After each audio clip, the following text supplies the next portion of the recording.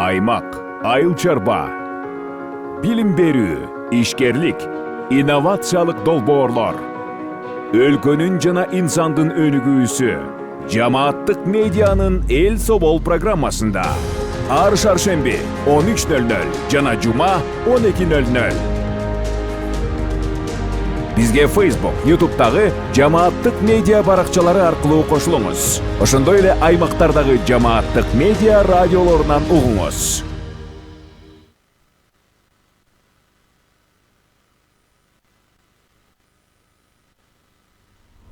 Кутман күнүңүз менен көрөрман жана угарман, жамааттык медиа студиясында Эл Собол программасы өз эфирин баштайт. Эфирде мен Айгерим Куатбекова алып баруудамын.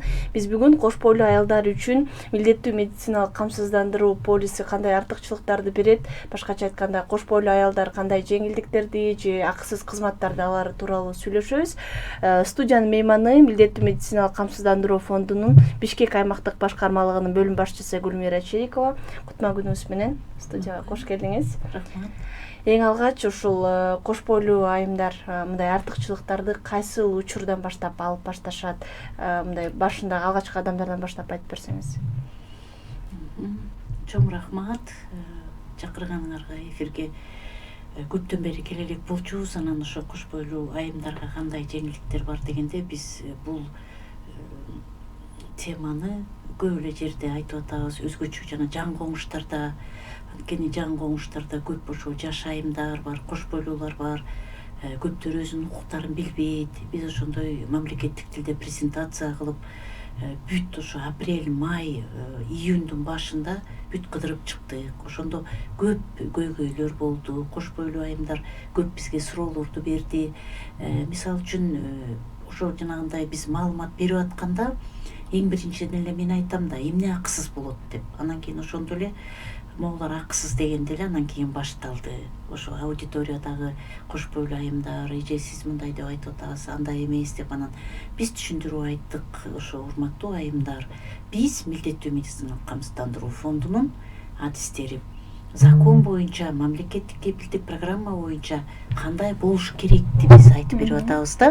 Силер ошо укуңарды билсеңер, эгерде силерди баягы каттоого турганда, учетко деп көнүп калдыңар да, орусча атат, каттоого турганда, эгерде силерден акча талап кылса, андай жат көрүнүштөр да болот экен.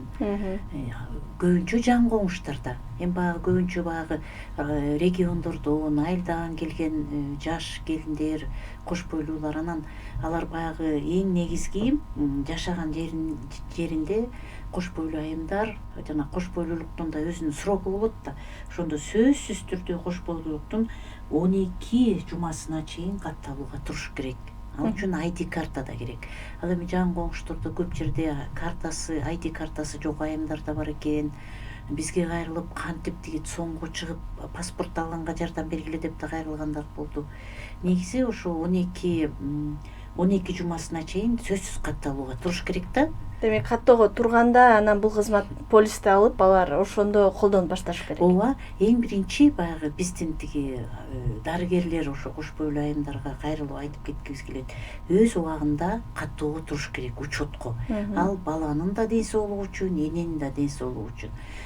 Баягы дени сак, энеден дени сак бала төрөлөт да. Ошондуктан эми баягы региондордон келип 12 жумасы эмес кечирээк туруп калып барганда, ошо айтпай эле коеюн, кайсы жан коңуш, ошо бүт жан коңуштун тургундары менен медиктерин да чакырып ошо айтканда, алар айтышты, мен айттым, учетко турган, каттоого турган акысыз болот десем, ошол жерде келиндер айтышты, жок, мен мынча сом төлөдүм деп. Бул абдан жат көрүнүш. Эч кандай каттоого турганда сом төлөбөйт. Бул акысыз.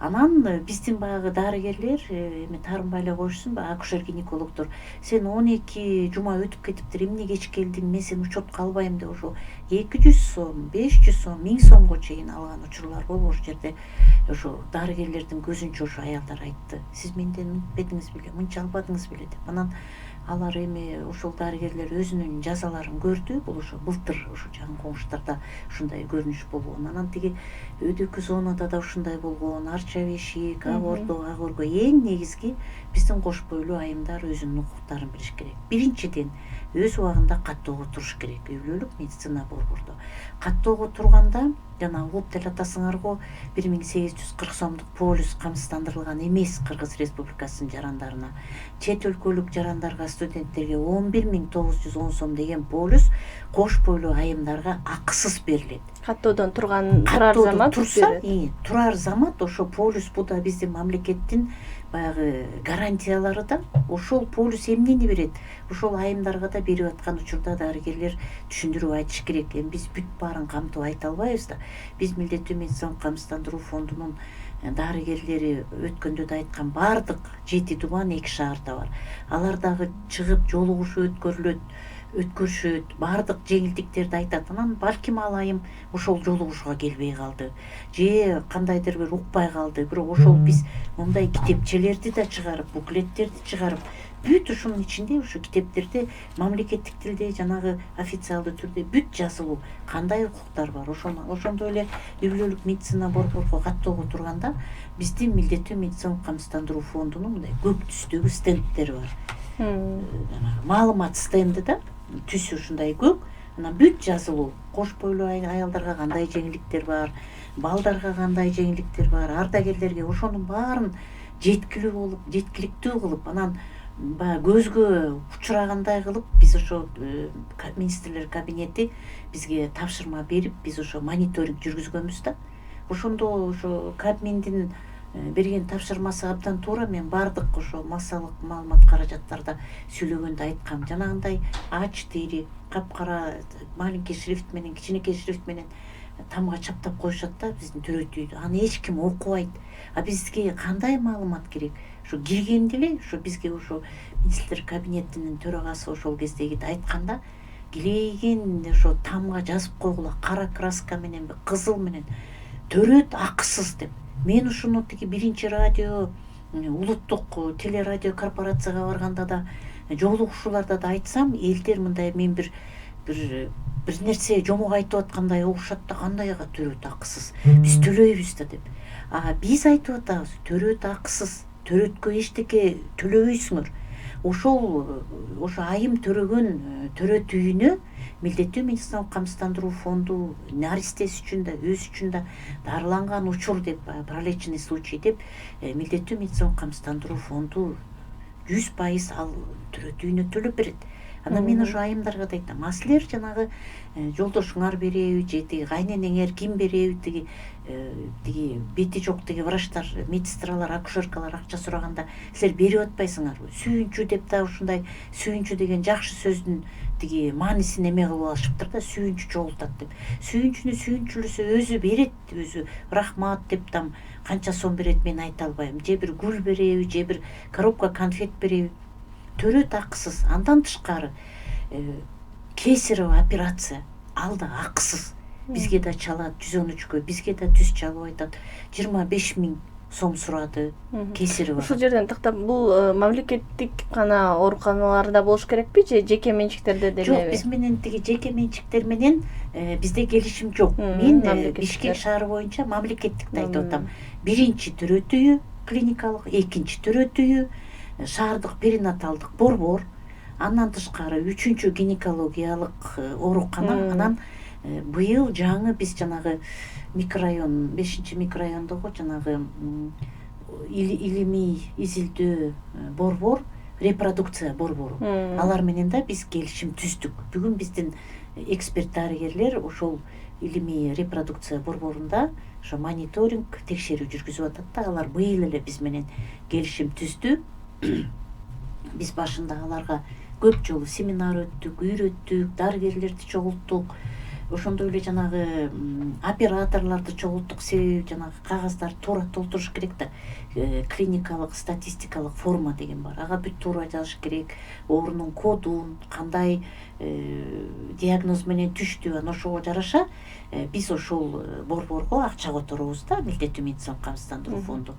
Анан ошол эгерде биздин кош бойлуу айымдар өзүнүн укуктарын билсе, алар айтат, тиги сен каттоого кеч туруп атасың, акча төлө десе мен эмнеге төлөшүм керек? Мамлекеттик кепилдик программаны билем, менин полюсум бар, акысыз мага беришкен, мен каттоого эч кандай акча төлөбөйм деп айтыш керек да. Андан тышкары ошо жана жеке карта. Бул эң негизги, бул көрүнүштө бар, ошон үчүн мен айтып атам. Обменный карта деп коет орусча. Кыргызча болсо кош бойлуу аялдын алмаштыруу картасы. Ошол медициналык карталар алар үчүн акча төлөбөш керек. Ошолор үчүн да акча алышат экен да. Эми мен да 50 сом десем, күрүштү кайдагы 50 сом деп. 100 сом алышат, 200 сом алышат, 450 сом ошо картага алат дейт. Анан биз аларга жетекчилерине да мен кайсы үй бүлөлүк борбор алар өзлөрүн укса билип атат болуш керек да. Анан ушул жерден айтып койсоңуз, жана эгер ушундай акча алуу учурлар катталган болсо, кайсыл жака кайрылса болот экенин? Ооба, эң жакшы мен ушуну айтайын деген аткам. Эгерде андай көрүнүштөр болсо, силер 113 шыр милдеттүү медициналык камсыздандыруу фонду шыр байланышы бар. 113 деген ишеним телефону деп айтып ушул койсок жака чалып айтып коюш керек. Ким Күнү алды? түнү иштейт. Ошо биз дайыма кезиккен сайын биздин борбордук аппараттын адистери да биз да ошону дайыма айтабыз. 113кө чалгыла, айткыла, эч коркуп үркпөй. Аякта дарыгерлер отурат. Анан эң жакшы жери уже 2 жыл болду. 113 шыр байланышыбыз күнү түнү иштеп атат. Мурун 9-дан 6-га чейин эле болчу. Ошо министрлер кабинети бул ишеним телефону баягы жарандар кайрылсын деп ошол жерде иштеген адистердин айлыктарын абдан жакшы кылып берди, көтөрүп берди. Бизде иштеп аткан аябай жакшы бир эксперт кызыбыз айлыктын айынан ошо Бишкек фомстон ошол жака качып кетти. Тиги зарплатасы үчүн депчи. Анан туура маалымат берсе аякта дагычы, анан бирок ал биз айтабыз, эми көбүнчө Бишкектен чалат да. Мисалы үчүн алыс региондордон чалбайт да. Анан күндүз чалып калса биз дайыма айтабыз, эми аякта жаш дарыгерлер болсо, алар да билишет мамлекеттик кепилдик программа. Анан кээ бир учурлар болуп калат да, ошо кепилдик программада жазылбаган учурлар. Ал бардыгын камта албайт да. Жашоодо ар кандай ситуация, мисалы үчүн Россиянын гражданы кош бойлуу айым келип тиги төрөгөн атат, воду отошли, что делать дешипчи. Анан төлөбөйбү, алар көп нерселери мисалга да жазылуу камтылган эмес да. Мамлекеттик кепилдик программа жыл сайын өзгөрүп турат, жашоо бир жерде турбайт. Дарылардын наркы да жогорулап атат, жанагы биздин тизмектер да өзгөрүп атат. Анан бизге чалып сураганда биз дайыма туура консультация беребиз. Кайрылып тургула деп эч кандай биздин дарыгерлер жооп бербей койбойт да, дайыма жардам кылабыз. Анан ошо карталар боюнча дагы биз ошо жолугушууда айттык, бул эми баягы жашоодон алынган нерселер ошо карточкага да акча алышат экен, андай болбош керек. Обменный карта, кыргызча болсо кош бойлуу аялдын алмаштыруу картасы. Ал эми картага төлөп кой десе кош бойлуу айым билбейт да, мейли деп төлөп койт. Андай болбош керек. Анан ошол бир жерде да мындай кичине коллизия болуп калды. Биз акысыз десек дагы бирөөлөр барып айткан го төлөшөт деп. Ал биз милдеттүү медициналык камсыздандыруу фонду андай маалымат берген эмес. Анан тиги дарыгерлер, ошо жетекчилер айтат экен да, тиги баштарын айлантып ошо жан коңуштун айымдарына ФОМС деп коет. Эми баягы милдеттүү медициналык камсыздандыруу фонду да мамлекеттик тилде. Анан ФОМС десе билет да, фонд обязательного медицинского страхования. ФОМС силерге берген, карточкага берген акча түгөнүп калды, ошон үчүн сатып алгыла деп. Бул эми туура эмес да. Ошол дарыгерлерди биз өзүбүздүн жанагы кеңешме болгондо чакырып баарына бетине салып айтып бердик. Абдан эме болушуп, биз деген чара көрөбүз, экинчи андай болбойт деди. Эми дагы биз быйыл дагы эми азыр көбүнчө отпускной период болуп атат, күн да момундай аномальный ысык болуп атат. Тиги жан коңуштарга барганда жакшы эле жолугушууларды эметип берет мектептерде, бирок ушундай ысык кишилер дем ала албай ака биринчи жардам көрсөтүш керек да. Азыр ысыкта биз эме кыла албайбыз. Демек ошо карточка боюнча ал түгөнүп калбаш керек, Бул атайын бир өлчөм жок. Биз монча эле квота сыяктуучу? Жок, анда эч кандай жок. Биз өзү 100% каржылап беребиз. Анан жетекчи ошону бүт менде канча 100 000 население барбы? 100 000 калк. Ошого милдеттүү медициналык камсыздандыруу фонду жылдын башында подушевой деп коет. Жана ар бир адам үчүн акча которуп бергенде анан ошондо бүт өзү менеджер болуп пландаш керек. Менде, допустим, былтыр канча кош бойлуу айым болду, не только кош бойлуу айым, баардык медициналык карталар сатылбайт, акысыз болуш керек. Ошону алар пландап могу карточкалап, бирок эң биринчи биз которгон акчага бул жанагы дары-дармек, лабораториялык реактивдер, баягы адамды дарылоого кетиш керек да каражаттар. Андан кийин анан пландап ойлош керек да. Главный врач, башкы дарыгер, менеджер болуп өзүнүн хозяйствосун үйдө деле жанагы кожойкелер пландашат да. Мынча акчам болот, бул тамакка кетет, бул кийимге кетет, бул дарыга деп. Ошондой эле карточкага момча заказ кылыш керек, типография. Аякта алып барсаң типографиянын карточкалар. Анан карточкадан тышкары дагы эмнелер акысыз болот? Текшерүү жана адистин консультациясы. Консультацияга деп да акча алып койбош керек кош бойлуу айымдаргачы. Ошону да билиш керек. Консультацияга таштап кой 200 сом же 500 сом десе алар таштай берет. Ошону да кылбаш керек. Анан эмдөө, дарылоону дайындоо, ошондой эле жана манипуляция деп коет. Тиги внутривенно, внутримышечно, мен орусча айтып атканым ба, элдер көнүп калганда ошондой. Капельница, ошолордун баарына акча төлөшөт экен, төлөбөш керек. Кош бойлуу айымдар төлөбөш керек. Кош бойлуу айымдар. Ошондой эле кош бойлуу айымдарга да анан кош бойлуу айымдарга гана эмес, ошол каттоодо турган жарандарга 54 изилдөөлөр, анализдер акысыз жүргүзүлөт эгерде ошол үй бүлөлүк медицина борбордо каттоодо турсаңар. Эң биринчи шарт каттоодо туруш керек. Эмне үчүн? Каттоодо турганда бизге баягы отчет беришет, 7-чи форма менен бизде мынча жаран турат деп. Ошол жарандардын санына жараша милдеттүү медициналык камсыздандыруу фонду ошол акча которот. Ошону да билиш керек. Азыр ушул жерден кечиресиз. Мисалы кош бойлуулук 12 жумасына чейин барып ал каттоодон турганда полисту аларын айтып жатасыз. Ушул жерде ал айым мамлекеттик эмес жумушта иштесе, жеке ишкер болсо, булардын баары эч нерседен көз карандысыз полисту ала алабы? Кыргызстан жараны болгон үчүн гана. Туура, эң туура суроо да. Бул жерде эң туура айттыңар. Мисалы үчүн кандай деп айтсам, жанагы мамлекеттик органдарда иштеп, соцфонд төлөгөн айымдар да кош бойлуу болот да. Алар полис албайт. Алар автоматтык түрдө камсыздандырылган болуп эсептелет. Полисту эч жерде иштебеген, соцфонд төлөбөгөн жарандарчы, бирок ошол мамлекетте ошол полисту акысыз берип атат да. Алар ошо камсыздандырылган эмес кош бойлуу айымдар эч жерде иштебеген, швеябы, же эч жерде иштебей үйдө турабы кош бойлуу болсо, ошол барып үй бүлөлүк медицина борборго каттоого турса, ага ошо милдеттүү медициналык камсыздандыруунун полисун акысыз берет. Ал эми иштеп аткан кош бойлуу айымдар болсо, баягы 2% иш берүүчү төлөп атат да. Алар автоматтык түрдө камсыздандырылган болуп эсептелет, аларга полистун кереги жок. Полис алганда кандай жеңилдиктер бар? Эң биринчиден ошол бизде абдан жакшы программа бар, өткөндө да айткам, баягы эл оозунда доп пакет деп коет, бул дополнительная программа. Милдеттүү медициналык камсыздандыруу фондунун кошумча программасы. Бул жерде 500дөн ашык дары-дармек 50%дан 90%га чейин жеңилдетилген түрдө берилет.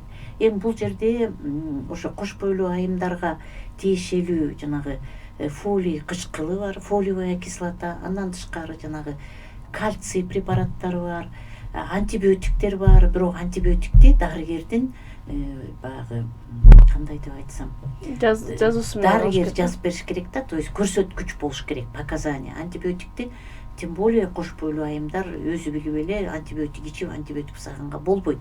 Азыр антибиотиктер рецепт менен гана берилет да. Биздин Бишкектеги дарыканаларда, эми бардык Кыргызстанда да ошондой да, анткени бул саламаттык сактоо министрлигинин буйругу чыккан.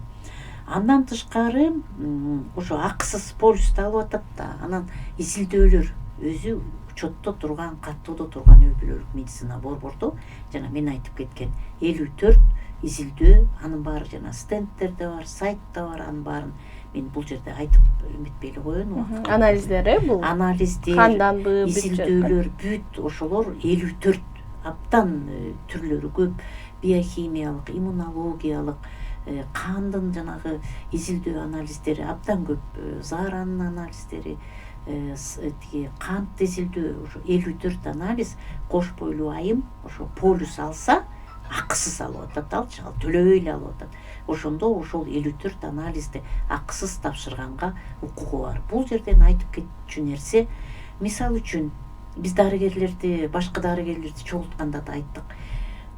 Биринчи үй бүлөлүк медицина борбор деп койгондо цифра 1 везде же впереди жана биринчи үй бүлөлүк медицина борбор капы болбосун да. Биринчи үй бүлөлүк медицина борбордо кош бойлуу айымга мисалы үчүн гепатит Б, гепатит С деген анализдер азыр кошулду да.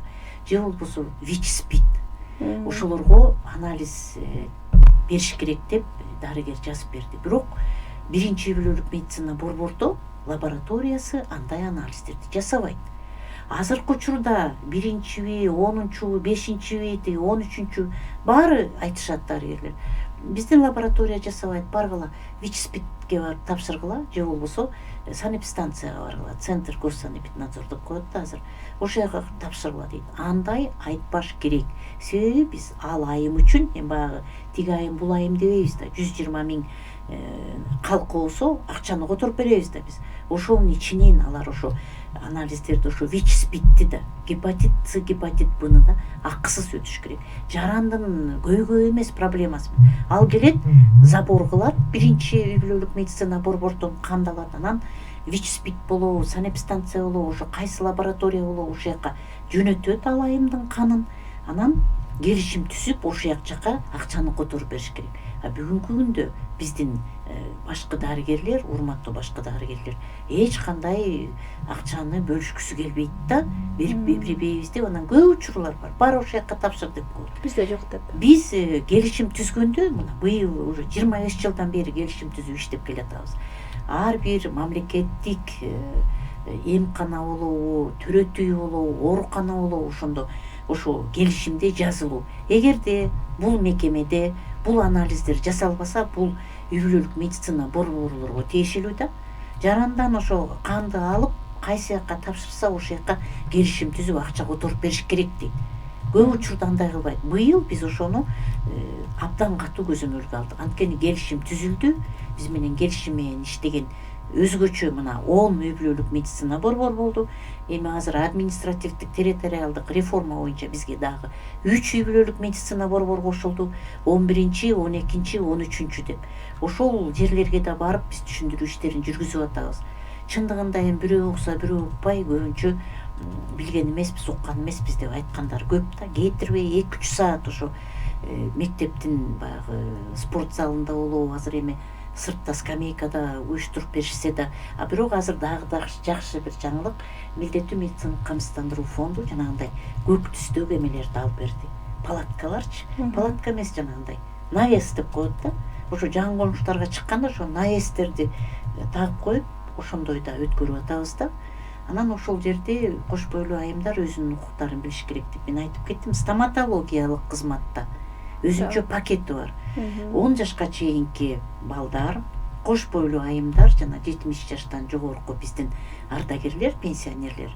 Ошо биздин өзүбүздүн индикаторлор бар, сапат индикаторлору деп. Буларга дагы стоматологиялык жардам акысыз болуш керек.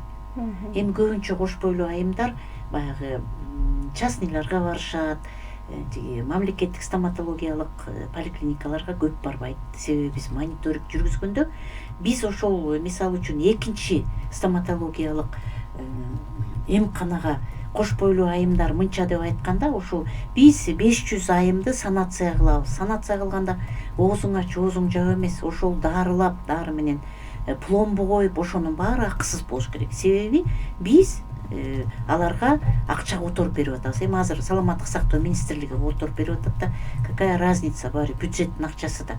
Анан ошондо бизде текшерүүчү органдар болгондо айтты. Эмнеге мындай бизден индикаторлорду алат да.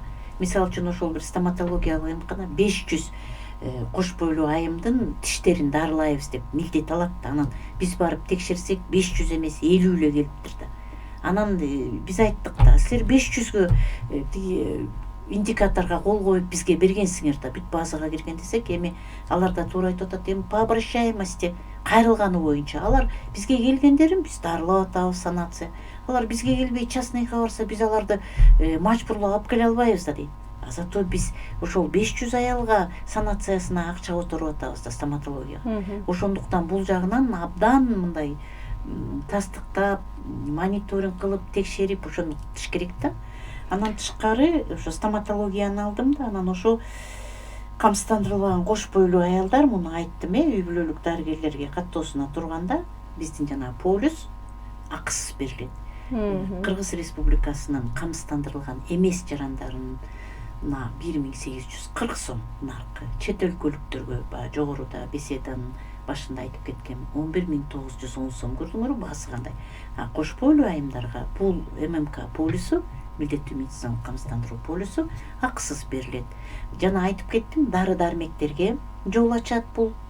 Сөзсүз ID картасы болуш керек. Экинчиден, кош бойлуу айымдар эгерде ооруканага жатып калса, боюнда бар болуп туруп, бут ооруп, баш ооруп же өпкөсү ооруп жатып калса, кош бойлуулук менен байланышпаган оору болсо, булар кошумча төлөмдү төлөйт, бирок жанагы орточо өлчөмүн. Жеңилдик болот. Жеңилдик 8400 төлөйт, 840 сом төлөйт терапия болсо.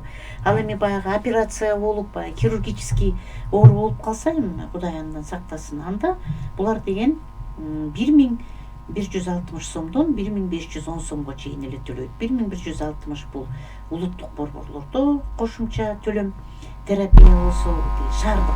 Улуттуктарда 1510 сом. Бул 15 000 эмес да, 14 000 эмес да. Азыр элдер баары түшүнүп калды. Ошо элдин оозунда эле жанагы 1000 деп айтпай эле, полисуң болсо 840 сом төлөйт турбайсыңбы? Кошумча төлөм, полисуң жок болсо 8400 деп чуркап келип очередке туруп полис алып атат. Бирок бир огу барда ал полис 5 күндөн кийин ишине кирет. Биздикилер кандай? Операция болуп жатып калса, ооруп калгандан чуркап келип атышпайбы? Ошо чуркап келип калышканда биз айтабыз да, полисуңар 5 күндөн кийин жарайт десек, наразы болушат да. Биз эми азыр жаттык да, азыр операция болгонтат деп.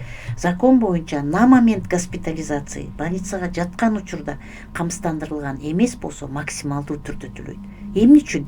Элдер мына азыр ОСАГО деп машинени страховка кылып атат, үйдү, турак жайды, ден соолукту биринчи ойлош керек да. 1840 сом бир жылга бул көп сумма эмес. Биздин Кыргыз Республикасынын жарандары да көп болуп атпайбы камсыздандырылган эместер. Бул жагында биз иш жүргүзүп атабыз, жолугушууларды жүргүзүп атабыз. Бишкек шаар ошо полис боюнча аябай эле жана активисттер, домкомдор жакшы биз менен иштеп ушу жардам кылып атышат. Анан жанагы активисттер биз да аларга өзүнчө көк түстө көөлүк берип атабыз. Өзүбүз чакырып какой-то бир поощрение, бир подаркаларыбызды бердик. Ошо айымдар көбүнчө ошо жан коңуштагы айымдар эң биринчи ошо акцент биз кош бойлуу айымдарга кылыш керек да. Анан жана 113-тө айтып кеттим. Бул жана мобилдик телефондон чалганда тигиндей телефонду стационардык эч ким деле колдонбой калды болуш керек. Акысыз уюлдук телефондон Кыргыз Республикасынын кайсы жеринен чалсаңар 113 акысыз болот. Анан өзүңөрдүн суроону берип, жооп алып, чалып айтып туруш керек. Анткени бизде баягы обратная связь болуп туруш керек да. Анткени бүт канча медиктер бар, канча врачтар бар, анын деген тиги ыймандуулары да бар, ыймансыздары да бар. Анан биз милдеттүү медициналык камсыздандыруу фондунун дарыгерлери ар биринин жанында туруп аңдып тура албайбыз да, бул канчак чалды, эмне кылды деп. Ошон үчүн мен жолугушууда айтам, ошо жарандарга силер биздин кулагыбыз болосуңар, көзүбүз болосуңар, чалып айтып тургула. Эгерде биз ошо медициналык кызматты сапаттуу кылып жакшы силерге жардам көрсөтүш үчүн силер да бизге жардам бергиле, айтып тургула дейбиз. Ата көп учурда ой айтпайм, анан айтсам кийин барсам мени жаман карайт, тиги бу деп. Өткөндө эле ушундай болду. Дордой жактагы новостройкада чогулсак, ошо арыш аракет ошо НПОчу, коомдук уюм. Ошо бир арызданып эме кылып коюшса, анан ошо эжелер, жоолуктан эжелер кийин барсак айтты. Силерге өткөндө арызданып койсок, бүгүн барсак бизди тиги дарыгерлер тиги жакшы кабыл албай, тиртеңдеп ушинтип атат деди да. Анан кийин бул жерде бизде ишенимдүү телефондо ал адам ким кайрылганын айтпай деле койсо, ооба, айтпай деле койсо, тиги жерде жолугушууда айтып атпайбы? Ошондуктан анан ошондой дагы ситуация болуп калат экен да. Ошону да мындай абайлаш керек экен да.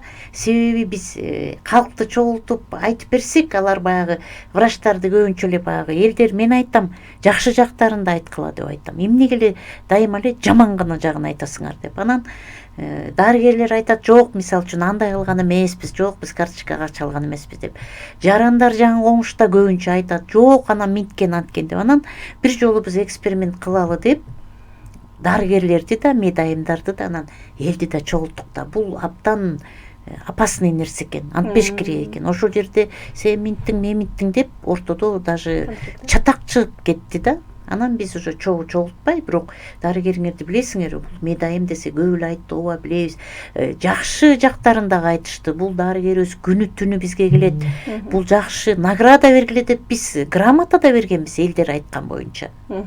Чоң рахмат сизге. Бизге бөлүнгөн убакыт соңуна чыгып калды. Демек, эң негизги кош бойлуу айымдар каттоого тургандан баштап бул кызматтарды колдонуш керек экен да. Сиз айткандай, өздөрү барбай койсо, өздөрү мындай мамлекеттик ооруканаларды же кээ бир кызматтарды колдонбой жеке менчикке барса, бул кызматты колдоно албайт. Ал бекер эле калып калып аткан экен да. Төлөйт да бүт баарына. А мамлекеттикте бүт акысыз болуп атпайбы? Ошону түшүнүш керек да. Биз дагы ошо бизге мамлекет эмне үчүн мамлекеттик кепилдик программа. Биз дарыгерлер негизи могу милдеттүү медициналык камсыздандыруу фондунун эксперттери ошо мамлекет кандай жеңилдиктер берип аткан ошону элге жеткизишибиз керек да.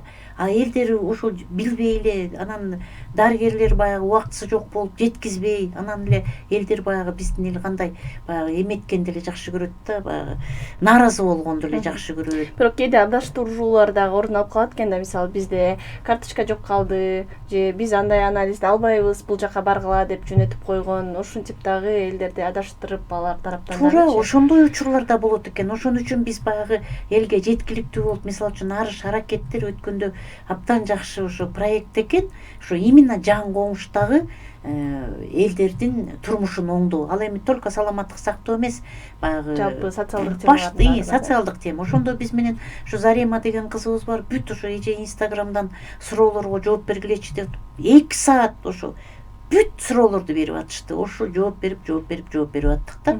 Ушундай эмелер көп болуш керек экен, платформага элге жеткизиш керек да. Чоң рахмат сизге убактыңызды бөлүп, өзгөчө бүгүн кош бойлуу айымдар үчүн кандай жеңилдиктер же акысыз кызматтар жөнүндө кененирээк айтып бердиңиз. Урматтуу Жамааттык медианын көрөрманы жана угарманы, сиз Эл Собол программасынын кезектеги көрсөтүүсүн көрдүңүз. Бул жолу биз кош бойлуу аялдар үчүн милдеттүү медициналык камсыздандыруу полисинин артыкчылыктары тууралуу сүйлөштүк. Студияда мейманда милдеттүү медициналык камсыздандыруу фондунун Бишкек аймактык башкармалыгынын бөлүм башчысы Гүлмира Черикова болду. Эфирди мен Айгерим Кубатбекова алып бардым. Кайрадан эфир аркылуу амандашканча саламатта туруңуз. Аймак, айыл чарба, билим берүү, ишкерлик, инновациялык долбоорлор, өлкөнүн жана инсандын өнүгүүсү Жамааттык медианын Эл Собол программасында ар шаршемби 13:00 жана жума 12:00. Бизге Facebook, YouTube'дагы Жамааттык медиа баракчалары аркылуу кошулуңуз. Ошондой эле аймактардагы Жамааттык медиа радиолорунан угуңуз.